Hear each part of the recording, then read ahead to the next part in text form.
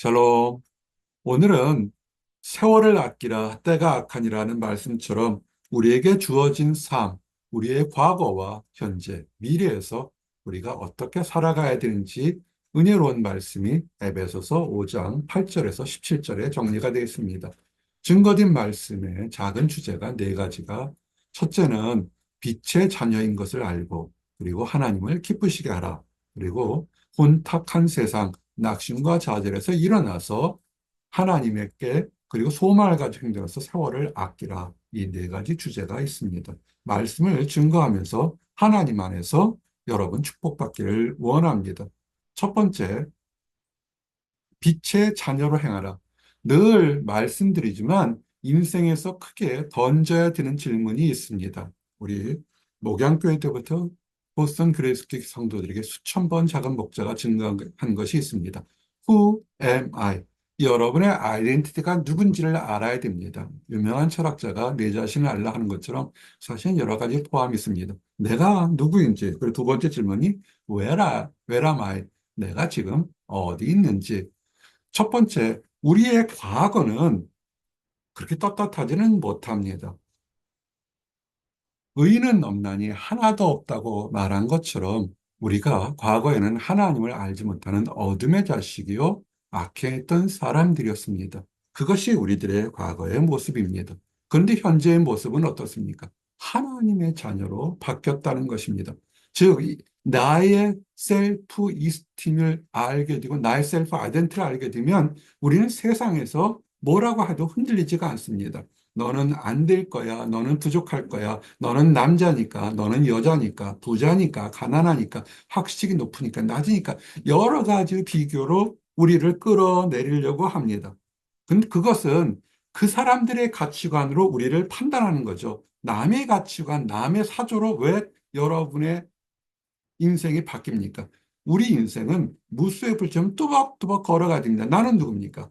예전에는 어둠에 속해 있었지만 지금은 하나님의 은혜로 빛의 자녀가 된 거룩한 존재로 바뀌었다는 것입니다. 즉, 지금의 내 주변이 가난하고 힘들고 병들고 건강하고 그건 자체가 아니라 나의 아이덴티티는 지금 빛의 자녀라는 거룩한 것으로 바뀌었다는 걸 아시게 되면 새로운 기쁨을 가지게 됩니다. 그러면 내가 하나님이 칭찬하는 빛의 자녀가 되면 어디로 가야 될 것인가? 하나님께서 왜 우리가 어둠 속에 있었고 하나님을 알지 못했고 소망이 없던 삶에서 소망을 가지고 하나님 앞에서 죄왕성도 받고 기도응답도 받고 하나님께 기도할 수 있는 특권도 갖는 참 많은 아름다운 존재로 바꿔준 이유는 뭐냐면 우리가 나만의 복을 받으려고 한다는 것, 그것은 아닙니다. 어떤 사람들은 교회를 오래 다니고 다니면서 내 집, 내 건강, 내 자녀, 내 부모, 내 직장, 마인, 내 것만을 생각하는 사람들이 있습니다. 그거는 이단들도 하고 무당이나 점치는 사람들 다 이러면 복 받을 거라 이렇게 얘기를 합니다. 하나님께서는 그것을 그러려고 우리를 부르신 것이 아니라 우리를 세상 속으로 돼서 세상의 빛, 껌깜한 곳에 가서 빛을 발하는데 우리 자체도 어둠이게 되면 드러날 수 없지 않겠습니까? 이것이 맨하탄에 가는 엄청난 화려한 조명빛이 아니더라도 세상이 깜깜하기 때문에 작은 촛불 하나만 들어도 환하게 밝을 것입니다. 우리를 하나님이 거룩하게 만든 것은 세상 속으로 가는 것입니다. 세상을 밝히려고 우리 자신의 삶 자체를 특별하게 하나님께서 선교사라든지 목회자라든지 특별한 사명을 둔 것도 있지만 그러나 하나님이 원하신 것은 여러분의 가정, 여러분의 학업, 여러분의 직장에서 크리스찬으로서 빛으로 드러나를 세상 속으로 들어가는 그런 사명을 주신 것입니다. 그리고 거기 가서 그냥 세상 바람에 훅 하고 꺼져버리는 촛불이 아니라 열매를 맺기를 원하는 것입니다. 씨앗이 있으면 어떻습니까? 씨앗은 생명력을 얘기하죠. 우리 사과 씨 하나를 예를 들어 볼까요? 아주 작습니다. 우리는 사과를 먹어보게 되면 씨가 있는데 아주 작습니다. 그러나 그 씨가 죽지 않으면 땅에 묻고 기다리게 되면 싹이 나고 잎이 나고 나중에 어느 순간에 크게 자라서 건강하면 열매를 맺게 됩니다.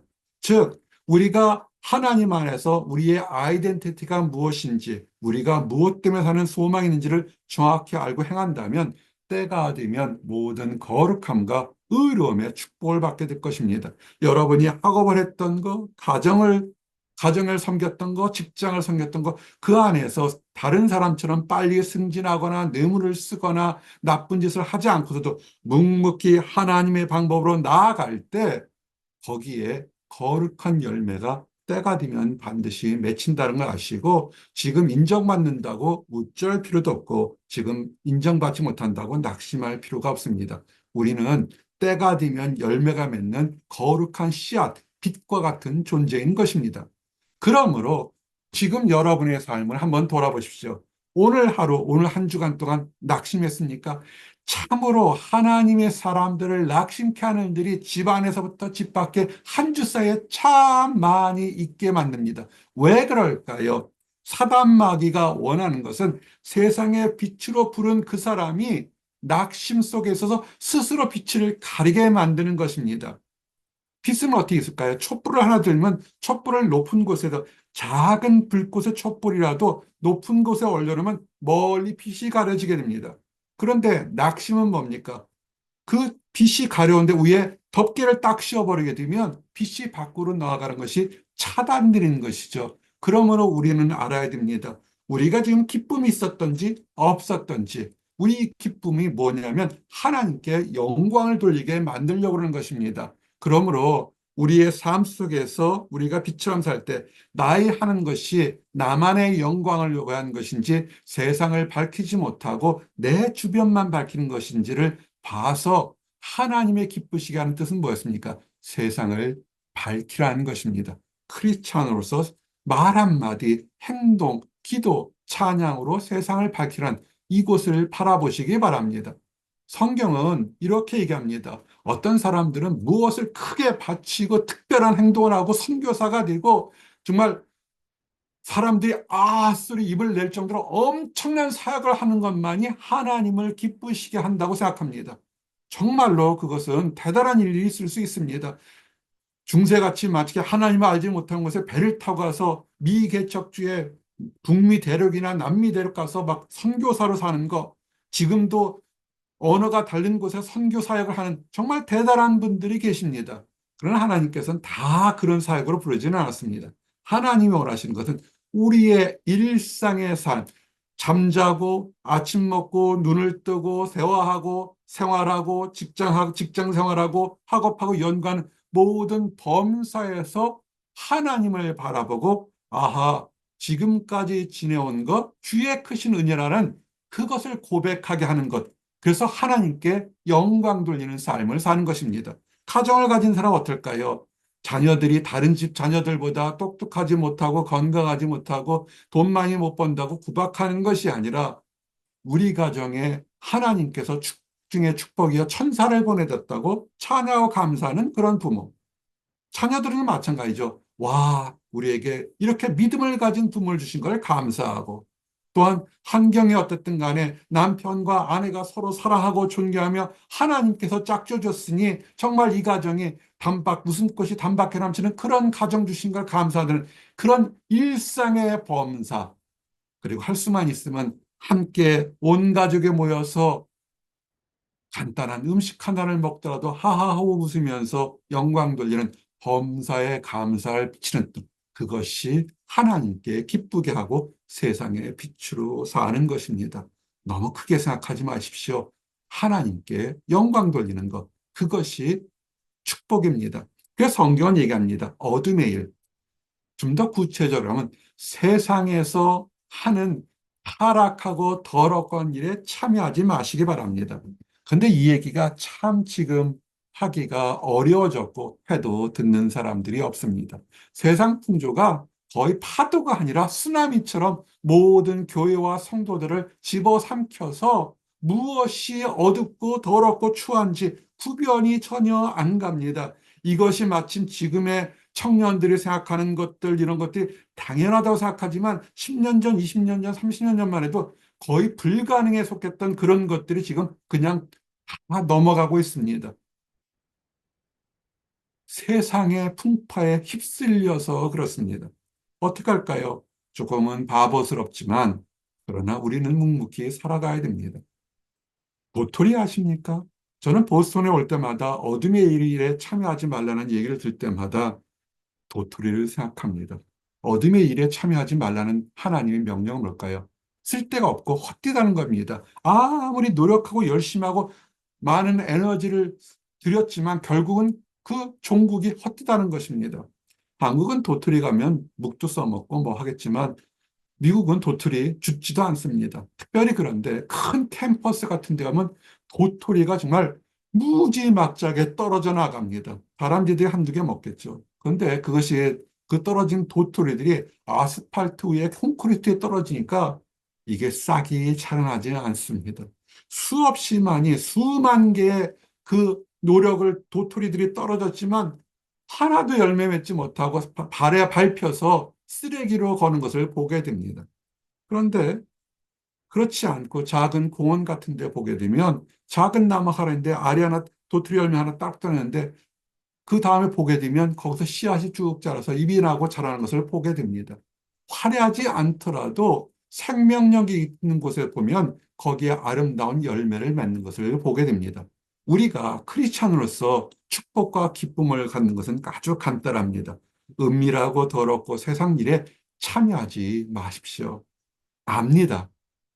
세상적으로도 이와 이런 것들은 부끄러운 일을 얘기합니다. 꼭 교회에서 하는 것이 아니라 하나 세상 속에서 하는 것인데 그런 것은 참여하지 마십시오. 악행을 하는 것은 참여하지 않아도 좋습니다. 조금 느리게 승진하고 조금 느리게 인정받고 조금 답답하고 외롭다 할지라도 부끄러운 일들은 하지 않으려고 하는 양심의 빛의 양심을 갖고 사시기를 원합니다. 왜 우리가 이렇게 세상 풍조가 변했을까요? 보스턴 외곽에 나가보시면 교회들이 전부 다 참 많이 변했습니다. 작은 목자가 이제 보스턴에 온 지 25년이 됐습니다. 예전엔 외곽에 나가면 아름다운 모양의 그런 교회나 성당들이 있었습니다. 지금은 상당수가 그것이 다른 용도로 바뀌어서 또는 음식점이나 식당이나 유흥업소로 바뀐 것을 볼 때마다 가슴이 참 많이 아픕니다. 왜 그럴까요? 그 교회가 1년, 2년 된 것이 아니라 100년, 200년 이상 되고 그 동네 정신적인 지주로서 많은 사람들에게 어떻게 살아야 되는 세상의 빛, 인생의 빛을 증거했던 곳인데 왜 이렇게 세상 풍지에 넘어져서 흔적도 없이 사라졌을까요? 세상 어둠 속에 함께 묻혀버렸던 것입니다. 사람들은 그러려니 그러지만 아닙니다. 때가 되면 무엇이 옳았고 무엇이 걸린지를 구별하고 심판받을 때가 반드시 있습니다. 그러므로 우리 사랑하는 성도 여러분, 영적인 나태함에서 영적인 그 숙면에서 깨어나야 됩니다. 지금이 어느 때인지 지금 보게 되면 참 세상이 악하고 말세라할 때가 알 수 있습니다. 교회를 많이 다니신 분들은 말세 얘기를 하면 또 그 얘기냐 할지 모르겠지만 정말로 하나님이 언제 오실지는 모르겠지만 영적으로 환경적으로 세상의 끝에 우리는 점점 다가가고 있는 것을 알게 됩니다. 우리의 육신의 생명도 끝날 날도 얼마 안 되겠지만 영적인 세계가 끝날 때 되니까 어떻게 살아야 되는지 모든 게 목회자가 되라는 것이 아닙니다. 처음 서두에 말씀드린 것처럼 직장과 가정과 사회에서 우리에게 맡게 된 사명들이 다 다양한 사명들이 있습니다. 연구하는 사람은 어떨까요? 정직함으로 연구하고 가정을 가르치는 사람은 어떨까요? 사랑으로 크리스찬 사랑으로 자녀를 양육하면 될 겁니다. 그리고 특별히 우리는 연약해서 넘어지고 유혹받을 때가 참 많습니다. 어떻게 할까요? 벗어나야죠. 벗어나려고 노력을 해야 됩니다. 그런데 내가 의지가 있고 좀 지혜가 있는 사람은 자기가 잘못했다가도 회개합니다. 잘못했습니다. 돌아올 수 있습니다. 그러나 중풍병자처럼 자기 능력으로 스스로 할 수 있는 것이 하나도 없으면 어떻게 합니까? 좋은 친구들, 좋은 동역자들이 있어야 됩니다. 여러분이 인생의 성공에 좋은 직장, 좋은 집, 좋은 차를 사는 것이 승리가 아니라 나와 여러분과 함께 웃고 울고 중보기도 하고 하나님 앞으로 함께 갈 믿음의 동역자가 있으면 축복인 것입니다. 이 중풍병자는 어떻게 쓸까요? 좋은 친구에서 함께 일어나서 걸어 나갈 수 있는 예수님 앞으로 나와서 갈 수가 있습니다. 의심이 있습니까? 두려움이 있습니까? 한 갈리가 와서 내 딸이 죽었으니 살려주시옵소서. 손이라도 얹히면 무엇하면 살아나겠습니까? 믿음이 반쪽이고 불완전했어요. 그래도 저는 이 믿음을 높게 봅니다. 힘들고 어려울 때 정말 하나님 앞에 달려오고 교회에 달려오고 하나님을 섬기는 목자와 하나님을 택한 장로와 집사와 성도들에게 얘기를 하는, 말씀에 뭐라 했습니까? 병든 자가 있느냐? 교회의 장로들에게 청하라. 장로가 무슨 의사가 아닌데 왜 가서 청하고 나의 아픔을 얘기할까요? 그들과 함께 하나님께 기도하라는 것이죠. 근데 세상은 그러지 않죠. 내 편, 네 편을 먼저 따지죠.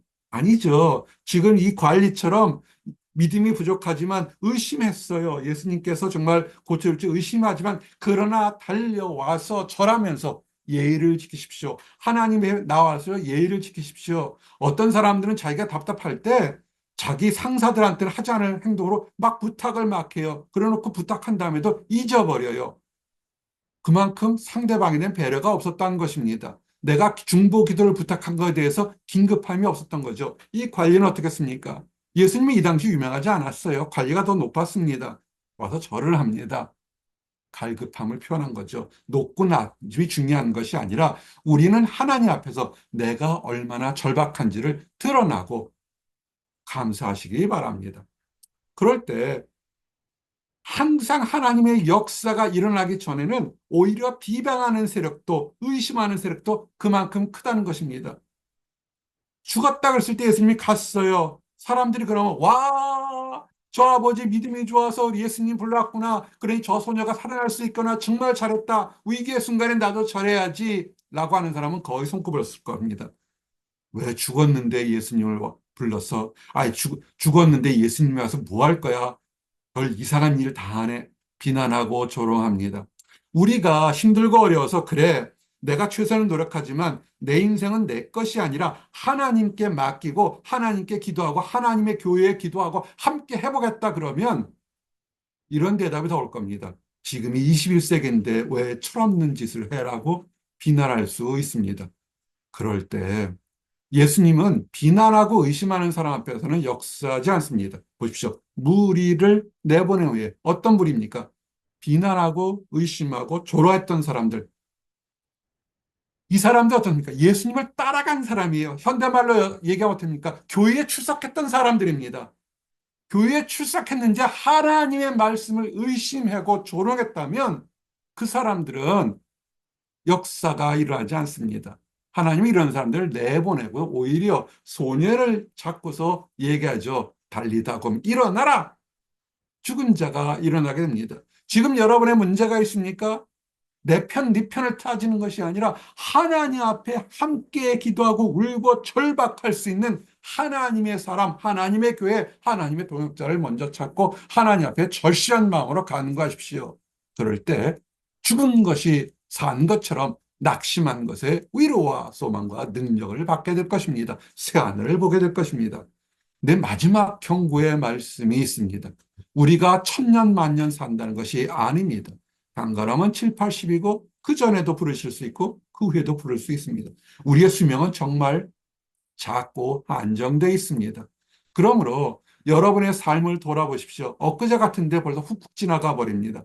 그러므로 세월을 아끼셔야 됩니다. 나에게 준 육시적인 환경도 세월을 아껴서 말도 행동도 하시기 바랍니다. 어떻게 해야 될까요? 우선 적어보십시오. 하루 동안 했던 것을 여러분 적어보면서 내가 무엇을 잘못했는지 잘했는지 적어보십시오. 마치 국에다가 멋들게 맛있게 탔지만 소금이 없게 되면 그 맛이 없잖아요. 가장 중요한 것이 무엇인지를 돌아보고 생각하고 묵상하고 하나님이 나에게 지금 오늘 하루를 주신 것이 무엇일까? 작은 목자는 이렇게 생각하죠. 목요일날 같으면, 수요일날 같으면 항상 이 예배를 생각하면서 어떤 말씀이 우리 성도에게 은혜가 될까를 생각하며 함께 준비합니다. 남에게 전달하는 것이 아니라 이 목자에게도 하나님께서 적용할 수 있는 말씀을 함께 주죠. 그것은 뭐였냐면 세월을 아끼라는 것입니다. 그러므로 세월을 아끼지 말고 허랑방탕하게 되면 어리석은 자가 됩니다.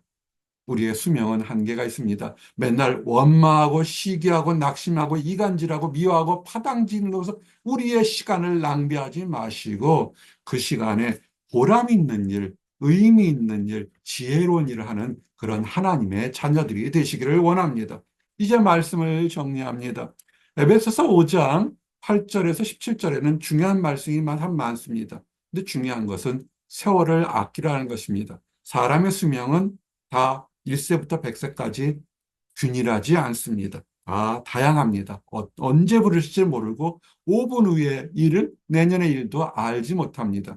그러므로 우리에게 주신 오늘 하루를 감사하며 찬양하며 하나님이 나를 여기에 보내신 뜻이 있을 줄 압니다. 축복하시고 하나님께 간구하시고 내가 힘들 때는 함께 하나님께 기도하는 동역자를 먼저 찾으시기를 원합니다. 기도하시겠습니다.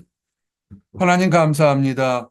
지혜롭게 행동하라, 세월을 아끼라, 때가 악하니라는 경고의 말씀과 우리에게 잠언의 말씀을 주심을 감사합니다. 우리가 살아갈 때 하나님 안에서 은혜로운 삶, 축복된 삶을 살도록 허락하시고 인도하여 주시옵소서. 아직 하나님을 알지 못하고 하나님을 안다고 생각하면서도 그릇된 신념으로 아버지 내 인생은 나의 것으로 마구 달려가는 안타까운 사람들이 있습니다. 하나님께서 우리를 이 땅에 부르실 때 각각의 사람들에게 다양한 비전과 소망을 주신 줄 압니다. 그 소망을 자듭게 닫고 이후에 하나님이 원하시는 천국에 함께 들어가도록 인도하시고 축복하여 주시옵소서. 늘 감사드립니다. 예수 그리스도 이름 받들어 기도드렸습니다. 아멘.